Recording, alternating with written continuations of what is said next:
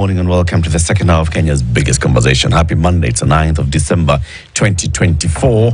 We are here until what time? 10 a.m. And today Ndu is away, but we have a guest host who's joining us from today. The man himself, Dennis Aseto.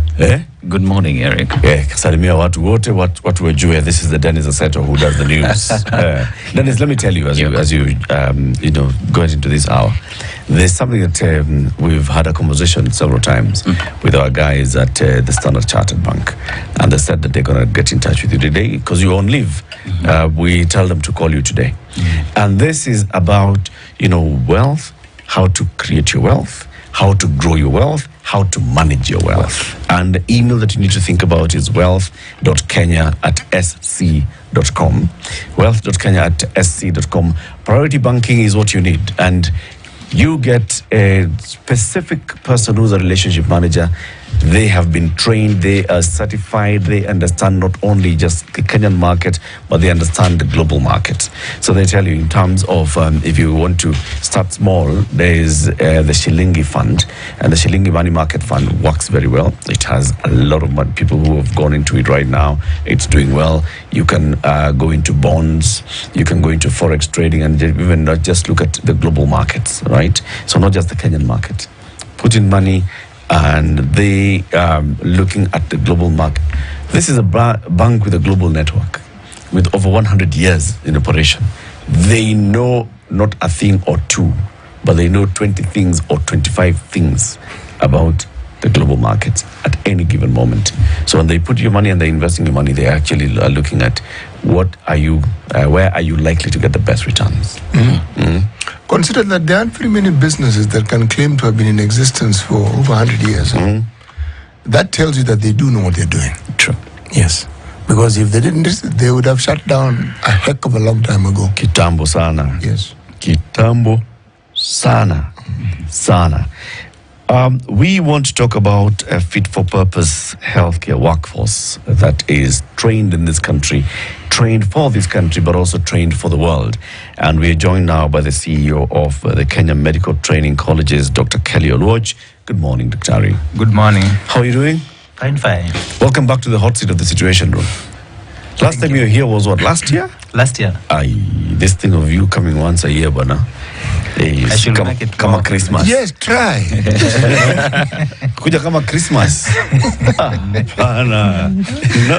Sure, though. Did we chase you away the last time you were here? No. Did we behave badly? You are good. Very good. Welcome back. Welcome back. And to show you that we're actually very hospitable people and we'd like you to come back. Siti, please do like that. What I'm going to do, Daktari, since we're talking health, want to add a little health to your health, okay? And we want you to do something that most people don't do with fruit. When somebody asks you, how do you eat your fruit? Why don't you say, I drink it? And we are going to enable you to drink your fruit with this peach juice blend and with this pure apple juice. Thank you. Yes, that is our gift to you. Thank you. And we hope you will enjoy them. Thank you so much. This is from Del Monte. Thank you. Yes. Thank you. You know Del Monte, right? I know Del Monte. Who doesn't know Del Monte? And the thing about Del Monte and their fruit is that they don't pick fruits. They select fruit. They choose. They choose the fruit. Specifically. They choose what fruit makes the juice. And so when you are getting that, when you see it's a peach juice blend, it's actual proper peach juice blend, no additives. Apple, same, no additives, right? Yeah, so enjoy that. And Thank you. And this Thank is you where for the now, gift. see, you are an authentic doctor. You're real. So now this is real, recognizing real. Because this juice is also real. Yes, halisi. Yes. So we're going to talk about KMTC, and I know the last time you were here, we were talking about how many, colleges that KMTC has across the country, how many students you have across the country at any one given time, and how many people graduate in your graduations. Hey, see, there are many. We'll talk about that shortly. Sitting. Yes, please. The proverb of Fadali. Yes, we are in the kingdom of Lesotho. Now, the question was asked, kingdom? Yeah, it's a kingdom. Established a long time ago, 1824 is a long time ago. Since we're in 2024, do the maths. How many years? Centuries? 2 centuries. Exactly. It's old. But somewhere in between, there's a little interference. There were citizens of that particular country who felt that, perhaps they should try something else. They didn't quite work out. So we're now back to having a monarchy. All right. Now the proverb. Cattle are born with ears. Horns grow later. Cattle are born with ears. Horns grow later. Dr. Luach, what's your interpretation of this proverb? That's hard. That's his interpretation. People learn to listen, learn to comprehend before they learn other defensive mechanisms. Yeah. Oh, that's very interesting. Yes, you've thrown in the horn without mentioning the horn. Yeah. That is very good. You were born to listen before you fight. Yes. That's a good one. Thank you. That's a good one. So the last time we were here last year, we talked about KMTC and we were commenting among ourselves how we've seen new KMTC campuses coming up across the country. Wherever you go, you'll find a KMTC somewhere. Sindio? If you go to Migori, Dennis, Yes. iko KMTC. Migori ni kwetu. Sindio? Yes. Iko KMTC. Iko KMTC. I go to Loitoktok, there's KMTC. You go to Tamu, there's KMTC. Kisumu. Hawezi kosa moja. Muhoroni hakuna KMTC? Kisumu. Iko Kisumu. See, I've told you. It is my county. Kisumu. In your region. Very good, very good. Yeah. I know there's one in Makindu. I've seen it. And Wote. Sindio? Yes. I've seen many. You see, you have to see many because you travel to many places. Yes. So how many campuses are there? We have 87 campuses. 87 KMTC campuses. Yes. 87. Yes. Wow, across the country. Across the country. How many students do you have right now? We have 66,807 students. What? How many courses are you offering? 66,000. How many courses are you offering? We have 99 courses. They are organized in 18 departments. And these departments are organized in 7 faculties. 99 courses, 18 departments, 7 faculties. Okay. And 66,000 students. 66,807 students. Hey, lazima tuseme 807 because those are many also. 807. Yes. It's a huge number. Last week, there was a graduation. Yeah. How many people graduated? We graduated 21,261. Hey, 21,000 cities. Those are many. Even well, those are very many. You see me mumbling. That number alone can elect you to be a member of parliament. Aki. And that one is in a sizable constituency. The constituency is where 10,000 done. Is enough. Yes, but 20 is many. And all of them were happening across the 87 campuses. We organize one graduation because Kenya Medical Training College is one organization. And these are constituent campuses of KMTC. So we organize one graduation. This year's graduation was done at Kasarani. Very good plan. Very good, because other graduations which used to take place at the KMTC, which is the Kenyatta National Hospital compound, God Almighty, that day you knew that there was a graduation because you'd see people. The thing that I used to make me happy was just the number of people who would come to see one of their own graduating. It always fascinated me. It's a big thing, City. It's a massive thing.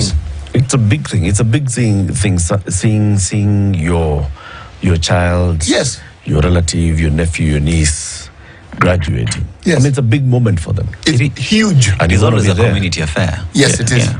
And you want to be there for them. And you see what they're doing, how they're graduating, what they're graduating with. What do they graduate with? Certificates, diplomas, higher national diplomas?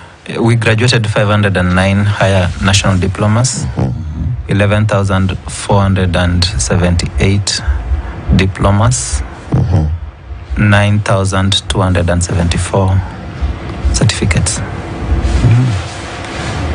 This is quite a number as well. I mean, if you look at all of them, and this is in all the 99 courses. Yes. All the 99. Yes. Maybe let's start with the 7 faculties. What are these 7 faculties? We have the faculty of nursing.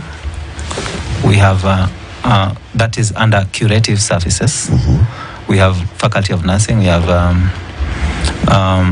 clinical medicine. Under pharmaceutical services, we have pharmacy, pharmaceutical technology. You have pharmacy. Yes, pharmacy. Then, right. And then there's and that's the one. We have rehabilitative sciences. In rehabilitative sciences, we have orthopedic technology. We have occupational therapy. We have optometry. Then we have preventive sciences. Here we have public health. We have also promotive sciences, where we have health promotion. So we are at how many there? Many. 1, 2, 3, 4, 5.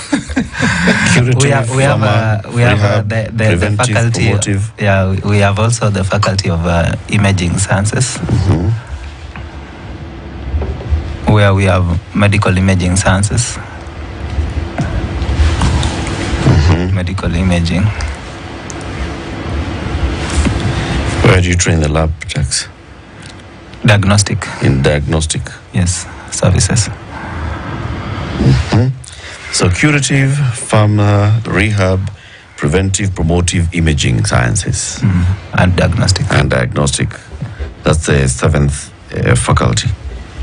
These are, quite wide and wide-ranging. And all these people work in a hospital. You know, when you go to a hospital, you just know the daktari. Na ule mtu wa pale kwa lab. Na mtu wa pharmacy. That's all you know. All these people are actually in a health facility. Yes. Yeah? Yes. And you're going to interact with them depending on what took you to the hospital. Yes. It's the white lab coat that confuses you. Because you just see everybody with a lab coat. Unajua daktari. Daktari. Even if you meet them outside the hospital and they're selling smokies, you think it's a daktari. Daktari was smoking. What is clinical medicine?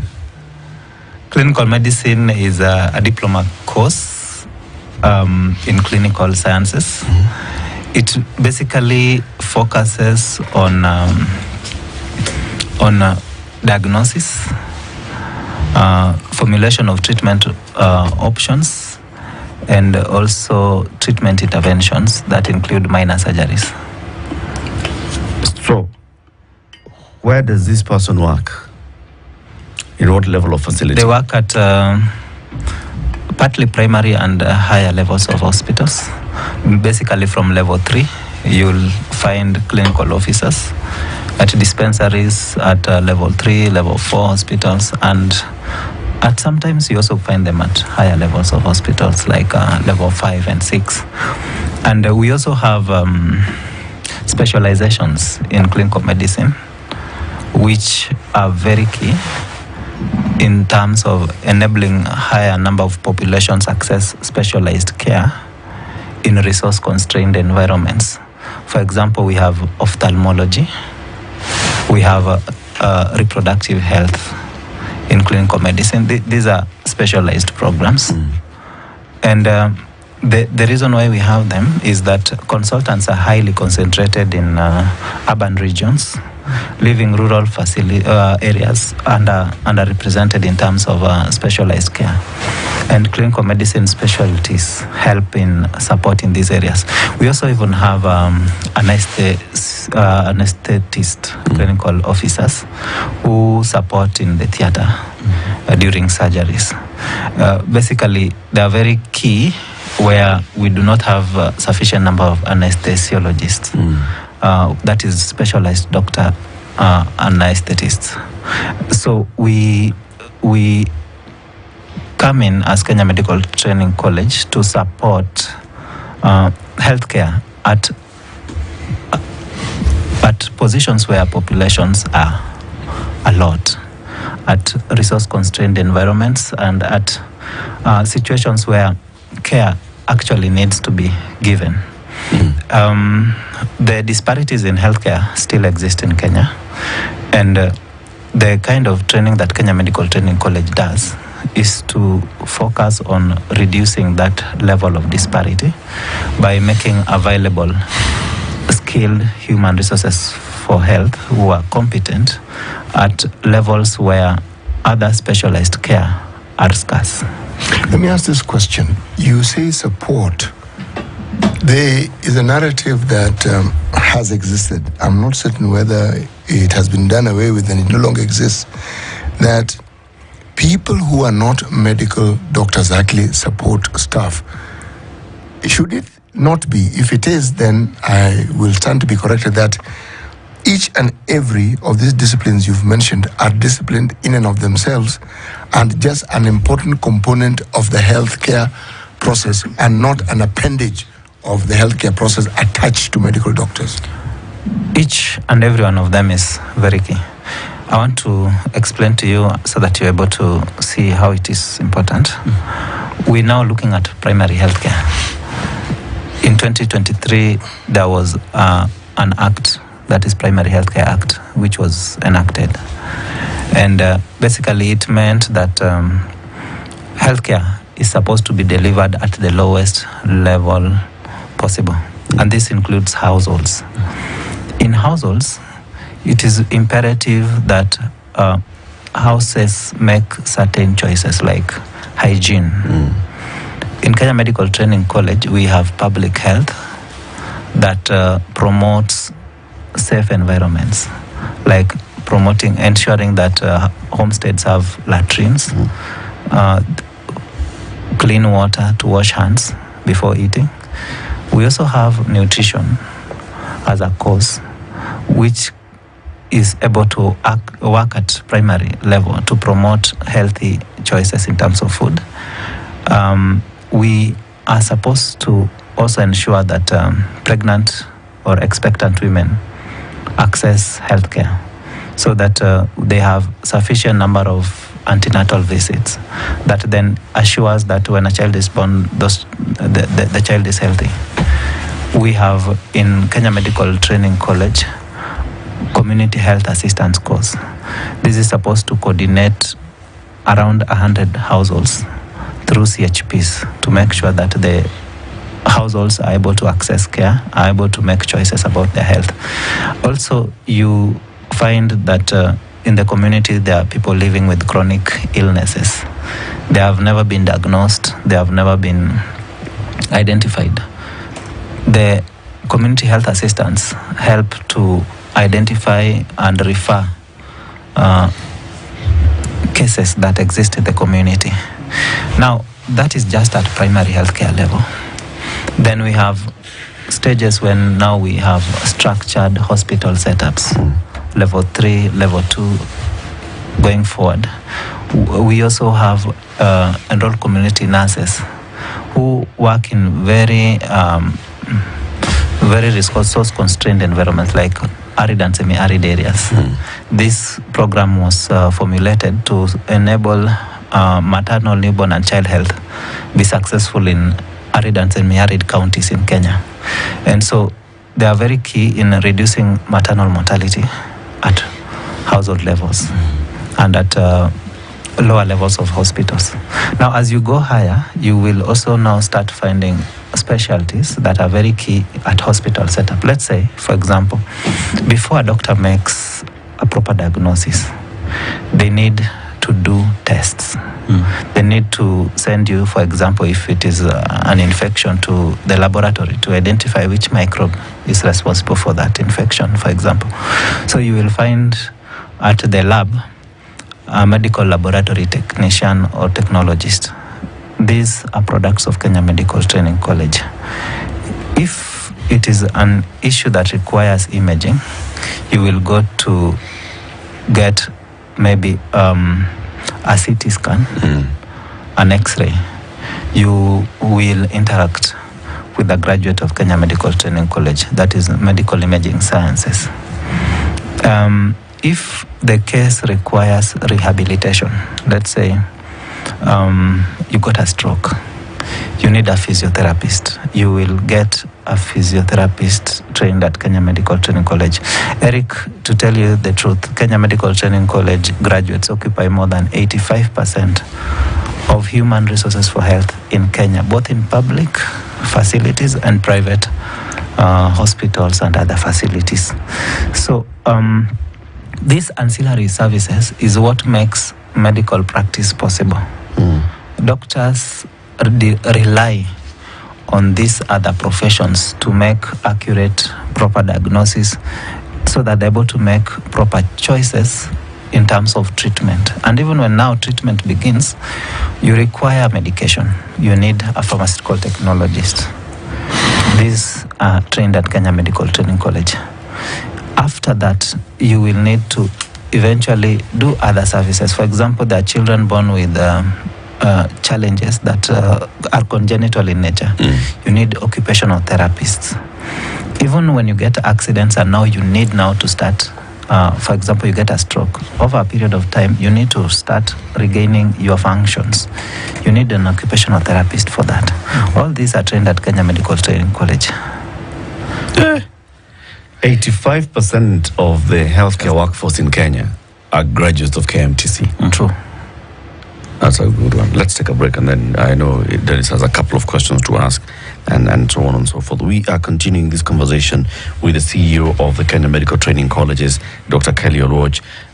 Doctor, you're doctor trained medical doctor or doctor PhD? But I'm a pharmacist. I have MBA. I have MSc in industrial and industrial pharmacy, and I also have a PhD in strategy. I'm a PhD student in industrial pharmacy. You're the PhD at Pili? Yeah. Daktari. So, can a postdoc, what would you want to study? I have not planned that yet. He's a doctor of pharmacy and a PhD student. Sawa basi. When you think of flying and you're flying outside of the country, you can go to 140 destinations out of JKIA aboard Emirates. Did you know that? Just from JKIA, you can enter Emirates and you can choose 140 choices. That's new to me. I want to learn more. Tell him more. Tell him. This particular journey doesn't begin with you boarding the flight. It begins with you planning to go to board that flight. And it begins in comfort. Limousine services from wherever it is you are to the airport. When you actually get onto the airport and you have this destination in mind, there's a question of, would you like to sit and rest? Would you like to continue working? Would you perhaps like to have a meal? All these questions will be asked and they'll be provided for in the comfort of the business class in Emirates. And when I say comfort, I don't mean you're sitting and if you want to take a rest, you recline the seat. If sleep is what you want on your flight, you will lie down flat. And if you're lying down and you plan to sleep, you will be provided with pajamas. But then you can keep those pajamas once a minute. Okay? When you wake up and you want to work, there is Wi-Fi. You can do all the working you like. If there are colleagues with whom you're on the same flight and they're all in business and you want to meet and chat, there is space for you to sit, have a drink, and talk. It is as though you're sitting in a restaurant. But not just a restaurant, a very highly specialized restaurant with a cuisine that will titillate your taste buds, meaning regionally planned.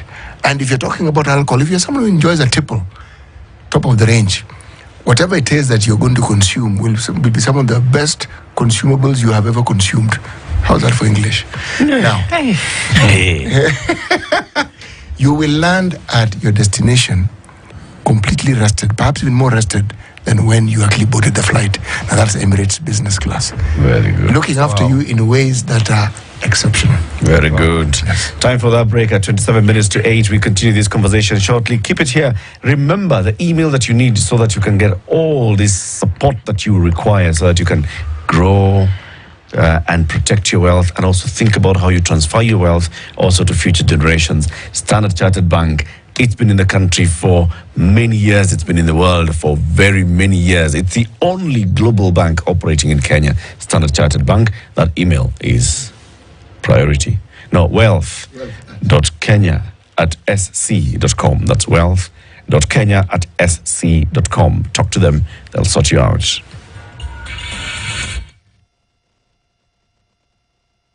Hii Krisi, sambaza furaha na Safaricom Business. Zidisha biashara yako na 25% off kwa business internet plans. Reliable internet ni key kwa biashara yako. Ukiwa na 5G speed na huduma za Safaricom Business, una hustle smarter, unawafikia wateja faster na kufanikisha mafanikio zaidi kazini.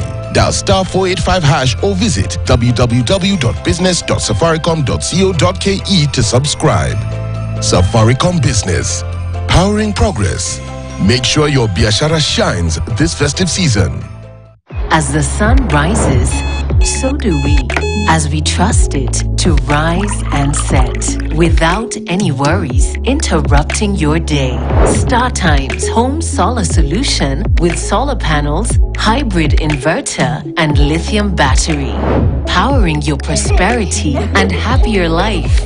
Empowering you to do the things that really matter. A complete and reliable home solar solution. Call us today. StarTime Solar. Power your life. Welcome to iVibe Africa, your best African entertainment platform. Discover exclusive content on African culture, motoring, sports, and reality shows made by Africans for Africa. Stream to iVibe Africa wherever you are. Whether you're at home or on the go, we've got something for you. Download iVibe Africa now on Google App Store or Play Store to ensure you never miss out on this captivating and amazing entertainment. Coco, Bas. what are you doing here? Nimechoka na kukaa na mtoto wako for 8 good years. Na mama amekuja leo na mtoto wa 8 years na anadai mtoto mdosi. What? I'd like to apologize to you for the way I have treated you in the past. May God. What's happening? Mimi nakusumbua. Nana aliniacha. Shepigwa na demu wewe. This is our humble abode. Yeah, so karibu. Asante. Yeah.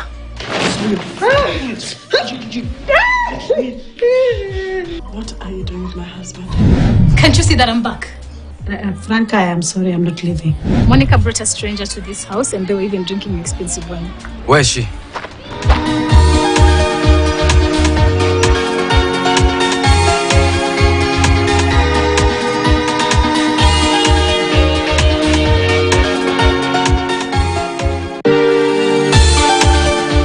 To tell you I won't file charges anymore, but only if you transfer Gio to another school. Gio has been dismissed as team captain. Sir, Gio's burning his personal things on the veranda. Gio needs professional help. I'll schedule an appointment tomorrow with a psychiatrist. You don't have a choice. You know the boarding school in Virginia we've been eyeing for you? You got in.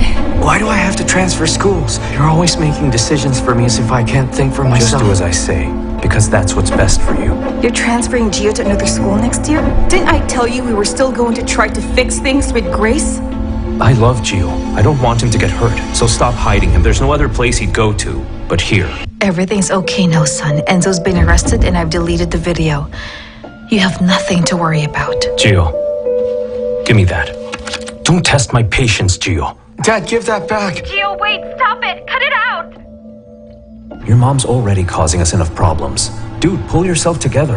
Don't test me, Gio. Mika, please, hold on. I just want to ask you about what happened. Nothing's going on between me and your coach. How will you explain those videos on the internet? It's because my ex-husband doesn't want to give my son back. What you're saying is impossible. Son, when it comes to your dad, nothing's impossible. I don't want you. I don't want to live in that house. I'll never go back to you.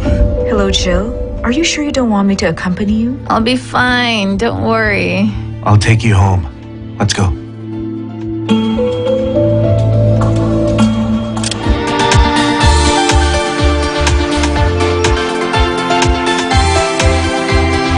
With community directly. Every single day, at least 450 public health facilities have Kenya Medical Training College students in them. Now, what we do with that widespread is very important in advancing the health agenda in the country. Particularly at the moment, we are rolling out SHA. Now, what we do is provide information that enable the public to register for SHA, provide answers to the frequently asked questions, and we also enable communities, we mobilize communities to register in SHA. Particularly, Kenya Medical Training College was assigned to counties to work with the county governments and the national administration. Those are the counties of Kisumu and Homa Bay. We have since worked with the counties to mobilize registration. We've worked with counties to ensure that there is access to the answers to questions being asked by the public concerning registration and where they can get services and all that. We continue to provide support in terms of as people register, you will find that more and more people will be having health-seeking behavior. And that means that we have to get health workers, professionals in various facilities at all levels of healthcare. Kenya Medical Training College, because of its nature, provides the highest number of health professionals at all levels. And this makes it possible for SHA to work. Additionally, Kenya Medical Training College identifying challenges that exist in pre-authorization, claims management, and certain challenges with detection of fraud and use of services within NHIF that is now defunct, and now the new SHA, developed with stakeholders a course in medical health insurance.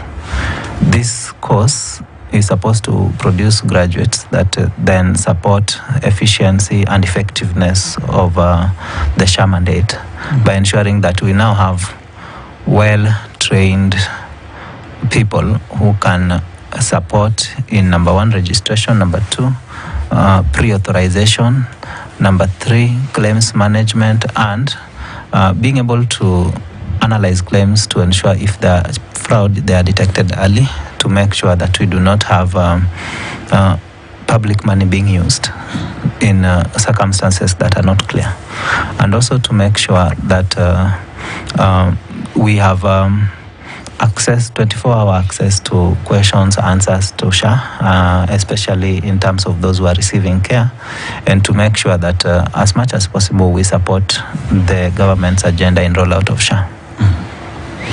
Something that I've always wondered, how is it that you determine your postings? Okay, students have graduated. What is the process and how do you go about posting them, and how do you determine where the needs are most? The KMTC does training, but in terms of employment and posting, counties are very key because health is devolved.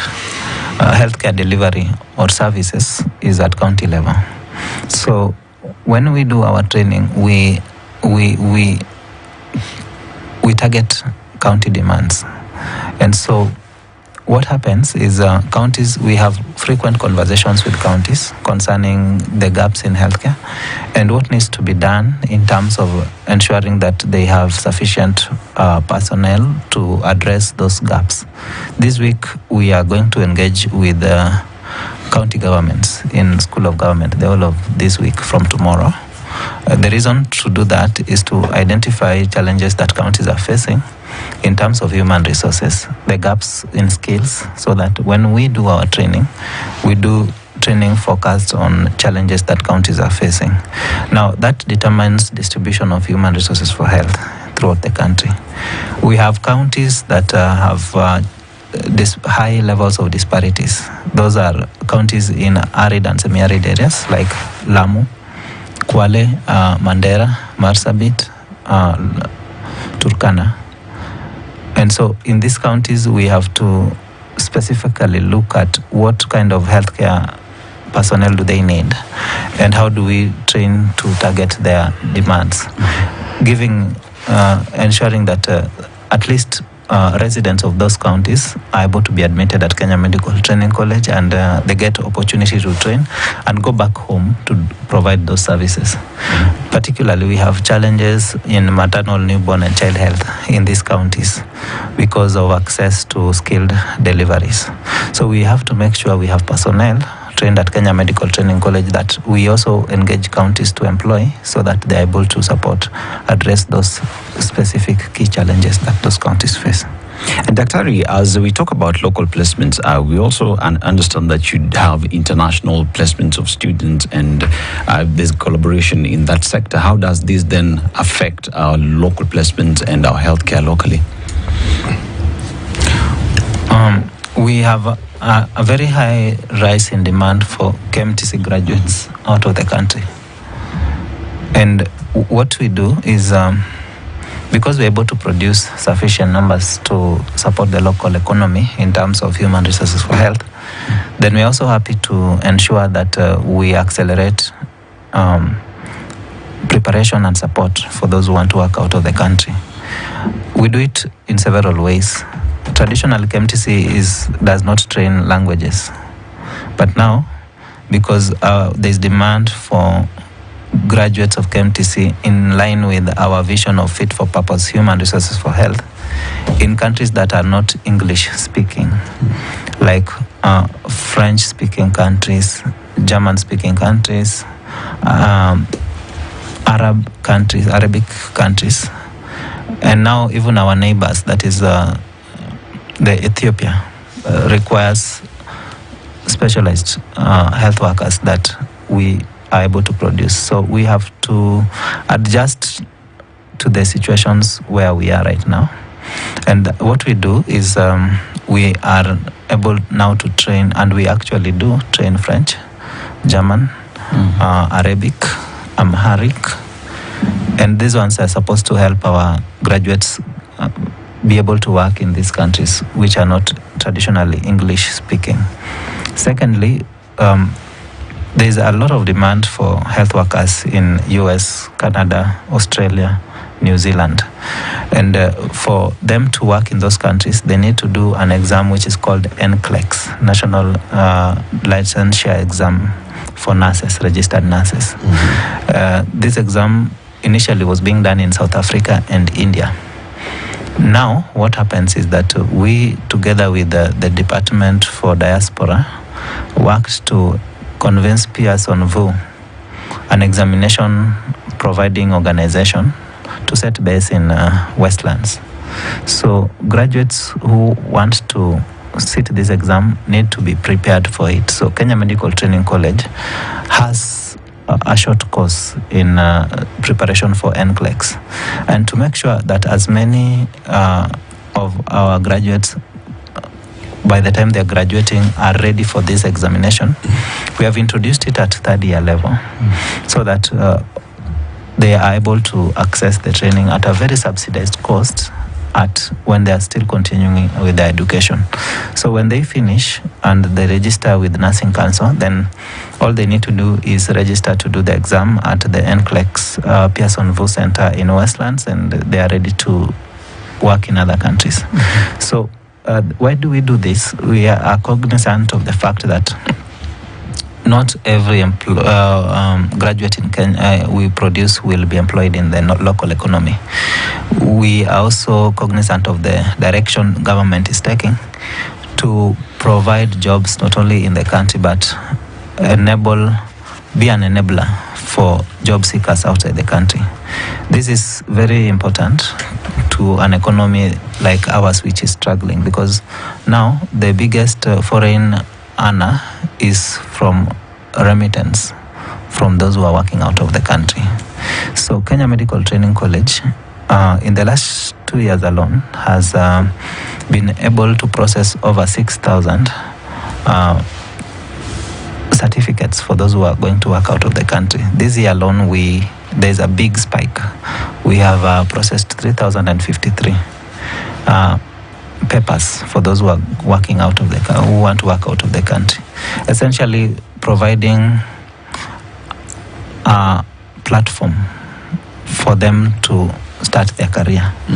This is good for the country also. The reason why it's good for the country is, number one, we are able to get foreign a stronger currency because of that foreign exchange capacity to earn. Secondly, these people not necessarily work in those countries the whole of their life. When they come back, then there's the skills they gain from those countries that we may not have here, and they help infuse that skill in the local health setup, and therefore making sure that we are not only inbreeding in terms of skill base, but we're able to get skills from those who have practiced out of the country. This year, this week, as we go towards celebration of Jamhuri, the country is focusing on labor mobility. Today alone, I think up to Wednesday, the president will be holding town hall meetings at KICC to discuss on the situation of labor market, both in the country and out of the country. Kenya Medical Training College is a key player in this discussion. The reason is that we produce the highest number. Even in terms of graduation, there's no university or college that graduates the number that KMTC does. And therefore, we are not just interested in the numbers of those we graduate, but we are interested in those who we graduate getting meaningful employment. We've also started doing health entrepreneurship as a course, part of what the graduates are going to graduate with, so that we are not only just asking people to be employed, but also to provide employment, because we have courses that enable people to really be employers in Kenya Medical Training College. So we look at employment in a very dynamic way, not just in terms of people getting to be employed, but how do they become employers? How do we get people to work out of the country? And how does this support the institution to grow? We are also proposing in the upcoming policy for immigration in terms of health workers, because it is very costly to produce a health worker, that there is an introduction of a small levy that enables organizations that produce health workers for other countries like MTC to be able to continue to equip themselves for that role by enabling them to get resources, additional resources that enable competency to be developed both locally and internationally. So we would want to advance this also. You talk about the cost. Yes, it's I can imagine it's quite costly to produce any of these healthcare workers, and especially when you set up all these campuses across the country, you have to equip them. If you want to make sure that your lab people know and they are using labs, then you have to equip all these. Where does KMTC get its money from? Kenya Medical Training College gets its money first from Exchequer, particularly in terms of remuneration of workers, both lecturers and non-lecturers. Then we also have what students pay as fee, and this is, we call in government, we call it A, appropriation in aid. That is money that you collect and spend at source. And then we have a very robust resource mobilization department that we do proposals, we engage communities, and we also work very closely with counties and NGCDF. Like most of the campuses you are talking about, whether you're talking about Makueni, Wote, whether you're talking about Narok, the infrastructure has been put up by NGCDF or county governments at very heavy capitalization, and that is because of our capacity to collaborate with the various stakeholders. So we realize that as an institution, we will no longer so much depend on the exchequer for resources, and therefore sustainability becomes a major strategy for KMTC in terms of how else do you ensure that the institution is sustainable in the long run. And here we mean it must be financially healthy. We must reduce the amount of resources we are expecting from the treasury, and we must be able to look for these extra resources to support the institution to grow. But even so, whatever we receive both from national government and stakeholders and through resource mobilization, then there is a necessity to always ensure that there is a proper stewardship of those resources to prevent wastage, to prevent loss, and to ensure that we optimize on each shilling to improve the standards of training. And therefore we have sufficient mechanisms. Now what we do at Kenya Medical Training College, we have an ERP, Enterprise Resource Planning, that ensures that we are able to enroll all students on a platform, ensure that we track fee payments, we are able to track expenditure, and to be able to we also track teaching and learning to make sure that we are not losing students through the way because of inability to ensure that they are properly taught. So we must make sure that the stewardship element is properly taken care of, and that is what we do on a daily basis to make sure we have systems, structures that ensure accountability of the meager resources we have. Yeah. What's your recurrent expenditure annually? If we remove salaries are paid from the exchequer, right? Yeah. So if we look at everything else, just keeping the lights on, keeping the water flowing, keeping the food for the students and everything else, what's our recurrent expenditure looking like?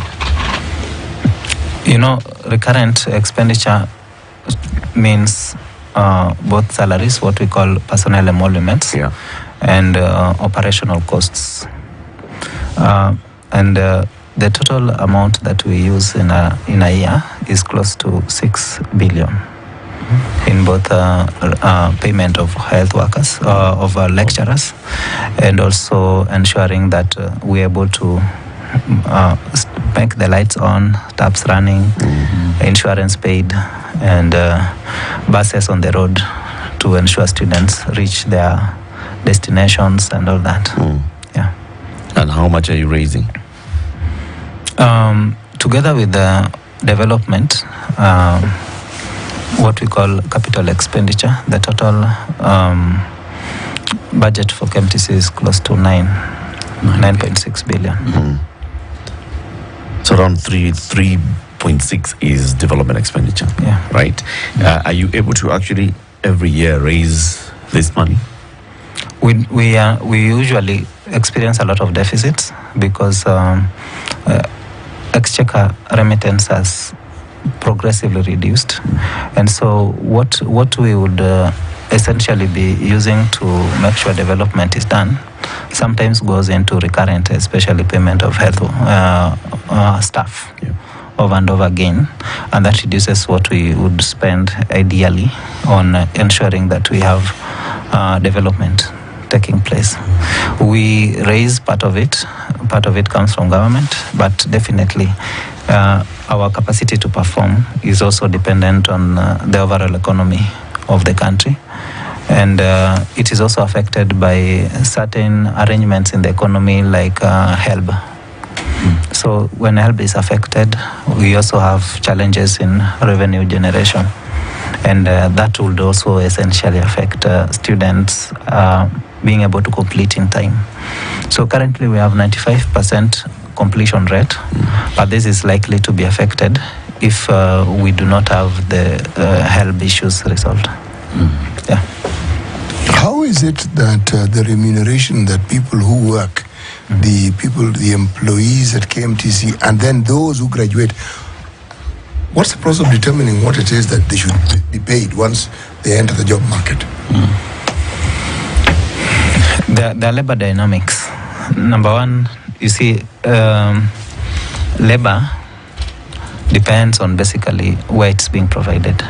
In private sector, it is pretty known what health workers receive at various levels. At public facilities, it is already, people are organized in job groups.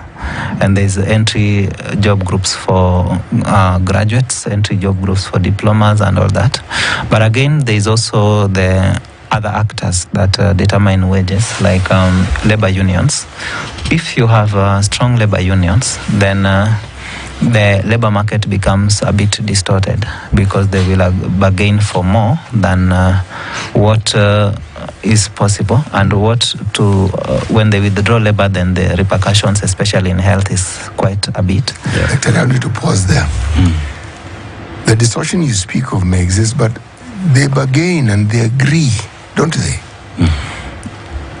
You know, I want to tell you something, that health, by its very nature, being an essential need, withdrawal of the same has a lot of repercussions. Some of the agreements are made to enable reinstatement of services. They're under duress. Yes. they do not reflect the actual economics and how it should work. And so what that means is that money that would have been used previously as planned, let's say to buy, an X-ray machine or a CT scan, is now being diverted to provide for a service like paying health workers. That essentially distorts. Now you have workers, but you do not have equipment. So the whole issue is very dynamic, and it basically requires more planning. Like there's need to have things like labor councils, where employers and employees basically engage on a monthly basis before a crisis develops, and you can see what is available in the basket prior to organizing industrial actions to see that it is sustainable. Hoping that everybody is actually coming there with clean hands and transparency. Of course. Dr. Ali, thank you very much for joining us. Yeah. Dr. Kelly Oluoch is the CEO of the Kenya Medical Training Colleges. He's been our guest. We've been talking about fit for purpose healthcare workforce, not just for the Kenyan market, but for the global market. Keep it here for more conversations. Good morning. It's 8 a.m. I came here to tell you I won't file